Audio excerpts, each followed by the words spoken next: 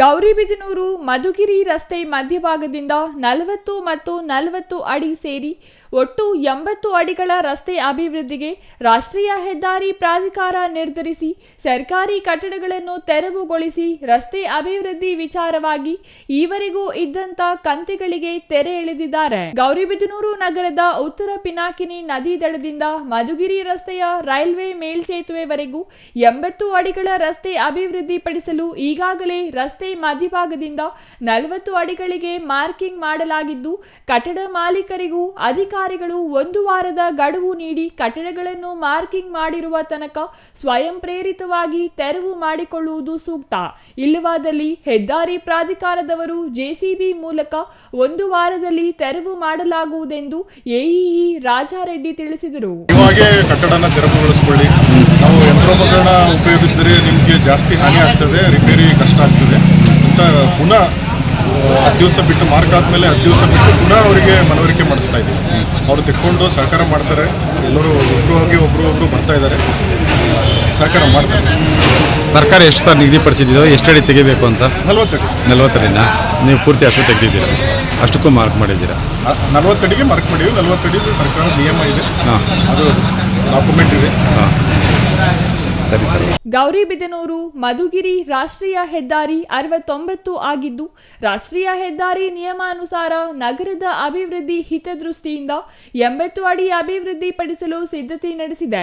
1 ವಾರದಲ್ಲಿ ಕಟ್ಟಡ ತೆರವು ಕಾರ್ಯಾಚರಣೆಯನ್ನು ಪೊಲೀಸ್ ರಕ್ಷಣೆಯೊಂದಿಗೆ ಮಾಡಲಾಗುವುದು.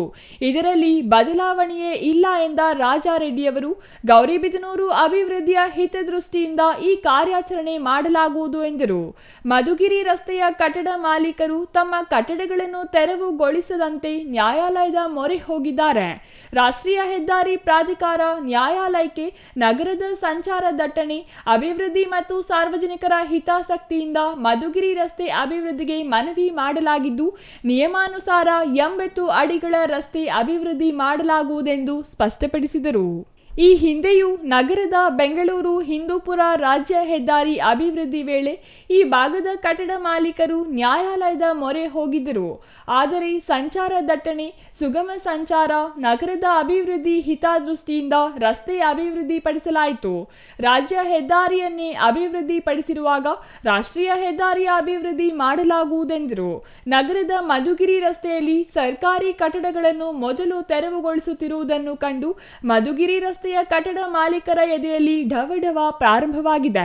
ಯಾವ ಕ್ಷಣದಲ್ಲಾದರೂ ಕಟ್ಟಡಗಳನ್ನು ತೆರವು ಕಾರ್ಯಾಚರಣೆಗೆ ಜೆಸಿಬಿಗಳು ಬರಬಹುದು ಎಂಬಂತಾಗಿದ್ದು, ಕೆಲ ಕಟ್ಟಡ ಮಾಲೀಕರು ತೆರವುಗೊಳಿಸಲು ಸಿದ್ಧತೆ ಬಗ್ಗೆ ಯೋಚಿಸುತ್ತಿದ್ದಾರೆ. ನಗರದಲ್ಲಿ ಬೈಪಾಸ್ ರಸ್ತೆ ಅಭಿವೃದ್ಧಿ ಕಾರ್ಯ ಸಂಪೂರ್ಣವಾಗಿ ಮುಕ್ತಾಯಗೊಂಡಿದ್ದು, ಉಳಿದಿರುವ ಮಧುಗಿರಿ ರಸ್ತೆಯ ಅಭಿವೃದ್ಧಿ ಮಾತ್ರ.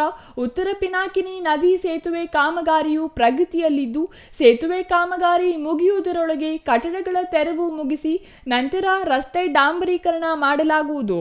ರಸ್ತೆಯ ಇಕ್ಕೆಲೆಗಳಲ್ಲಿ ಪಾದಚಾರಿ ರಸ್ತೆ, ಚರಂಡಿಗಳನ್ನು ವ್ಯವಸ್ಥಿತವಾಗಿ ಅಭಿವೃದ್ಧಿ ಪಡಿಸಲಾಗುವುದೆಂದು ಅಧಿಕಾರಿಗಳಿಗೆ ತಿಳಿಸಿದ್ದಾರೆ.